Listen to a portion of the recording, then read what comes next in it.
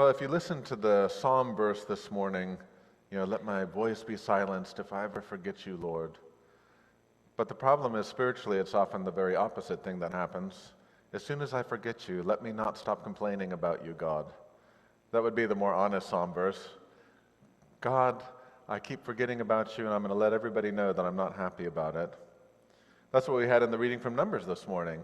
You get to a certain point, and I think you've known this, because you get to a certain point where people complain about the same things, even if the circumstances have changed.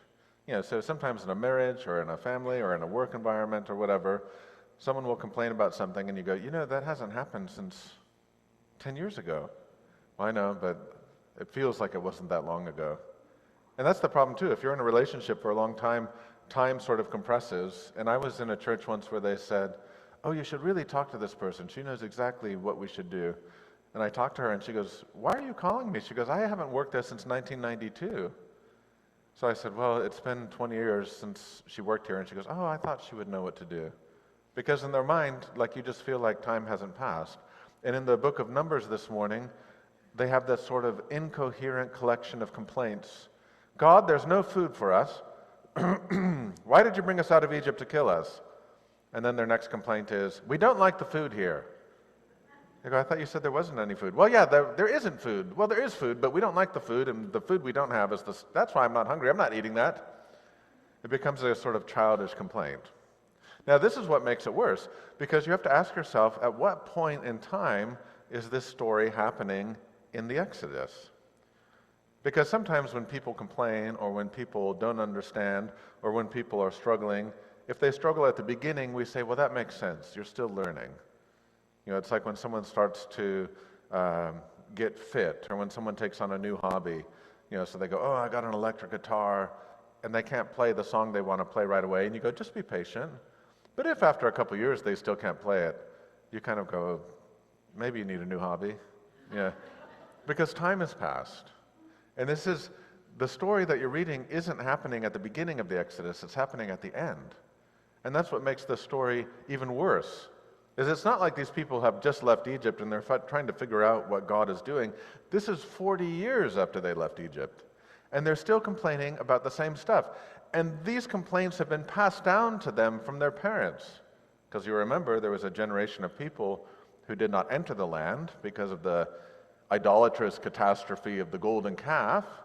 And so these are the people that God was raising up outside the context of slavery so that they could enter the land and be in God's presence and be the people of the promise. And they're the ones who are complaining just like their parents did. Why did you take us out of Egypt to kill us? And you almost imagine like Moses or God saying, it's been 40 years. You're not dead yet. Well, I know, but you're doing it the slow way. I know you're going to get to us the slow way. And so we have the story of the poisonous serpents. This is a wonderful story in the book of Numbers. And you can understand the story a few different ways. One is just sort of your classic run-of-the-mill viper. If you've ever been around like rattlesnakes, they live in big dens, and there's a lot of them living together and sharing whatever heat or whatever they have. So you could just understand it like run-of-the-mill desert snakes. But the word for fiery, and I say this every time this comes up, but the word for fiery is the same word that will be used later for the seraphs, for the angels that are flying around God's throne, who happen to look very serpentine. It's very much like the year of the dragon this year. You've probably seen a lot of that, the year of the dragon, especially with Lunar New Year. Kind of like that. So they could be run-of-the-mill desert snakes. They could be more sort of angelic creatures of fire. I think if anything, these people are not ready for the fire. However you want to understand it. There's something burning inside of them that is poisonous and venomous. And it could be the venom of a snake. It could also be the venom of their complaining. It could also be that God is preparing them to live in the fire of love. And because of the way they've been generationally, spiritually malformed, they simply can't bear the light. And they cannot bear the fire. They can't stand the heat, but they can't get out of the kitchen. Because the heat is coming for them. The fire is coming for them. God is sending this fire to them. It's very similar to when they go to Mount Sinai and they hear God's voice and they say, nope, we don't want to hear God's voice. They actually want to push God away. It's funny, sometimes people say, no, I want God to be close to me. But it turns out they don't. They want a little distance. Well, at least an arm's length. Well, can't you just talk to one of the religious people and then they can talk to the rest of us so that we can be left alone? But what happens when we don't spiritually grow? And what happens when we are stuck with the same kind of complaints that we've always had? We're rehearsing the same stories that we've always told. We have certain tracks that we live in where we are the perfect victims of other people. Well, if you knew what they had done to me, and then you talk to them and they go, that's not what happened. Yeah, that's the joy of something like marriage counseling, where someone goes, well, this is what happened, and the other person goes, well, that's not what happened. Tell him the truth. You go, well, here we go. Buckle up. Time to figure out where's the truth between these two different stories. And in this case, the truth is coming with fire. And the people realize that there's a dead end to the poisonous way of living, the poisonous way of life, the poisonous way of complaining, the poisonous way of assuming that God has no future for them. And so God takes the very thing that has caused them to suffer and makes it a source of healing. This is the miracle of God's redemption, is that God will use the thing that is poisoning us to become the cure. Now we know this, anti-venom and stuff like that. You can take a snake's venom and use it to protect yourself from the effects of the snake. And Jesus is essentially telling us, as we get into the gospel this morning, I will be the anti-venom that will allow you to live in the fire of God's love. I will be the anti-venom that will allow you to get over your own spiritual malformation, your own decades-long complaining, these stories that are leading you nowhere, so that you can be ready for life. There's nothing magical about the snake that gets lifted up. The thing that is magic about it is a God who can heal and bring these people where they need to go. We might say the experience of the serpents is giving them a compressed experience of spiritual growth so that they will be ready for the fire of living in God's love in the land. And we might say that's part of the gift of retreats, as these retreats allow us to be in a time of compressed spirituality, compressed time, so that we can have some accelerated growth, so that we can move somewhere down the line.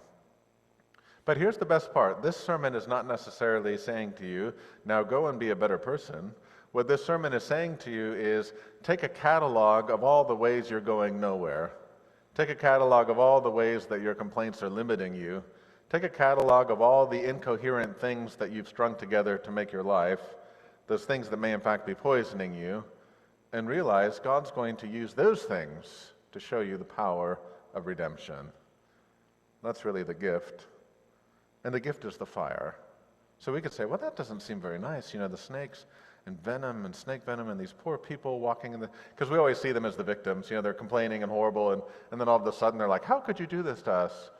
And they're always the ones who feel they're being put upon by God. But it's important to understand this, that the fire is the gift.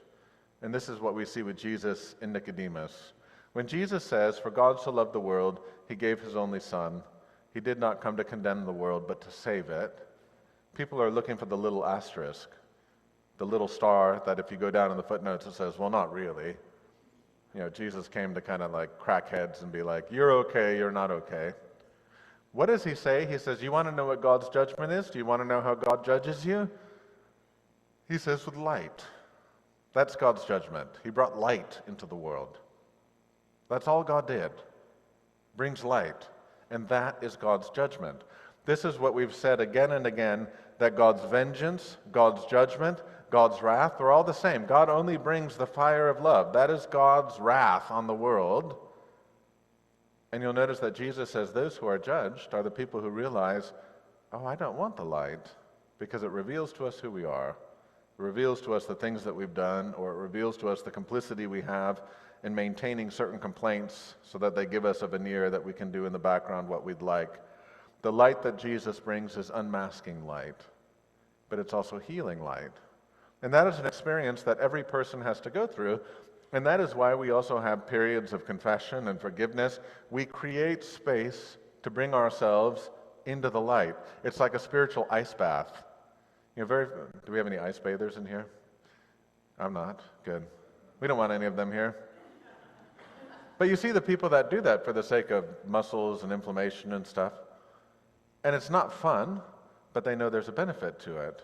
Coming into the light may not be fun, because God will reveal to us places that are sort of ulcerated spiritually, but bring them into the light and let God see them, let God heal them, let Jesus tend to them.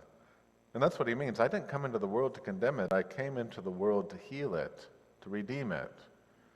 I became the anti-venom so that you could lift or see me lifted up and know that I would be the sign of new life. If you ever go to Mount Nebo, which is the mountain Moses looked on going into Israel, and on a clear day you can see Jericho and the Jordan River and the mountains up into Jerusalem.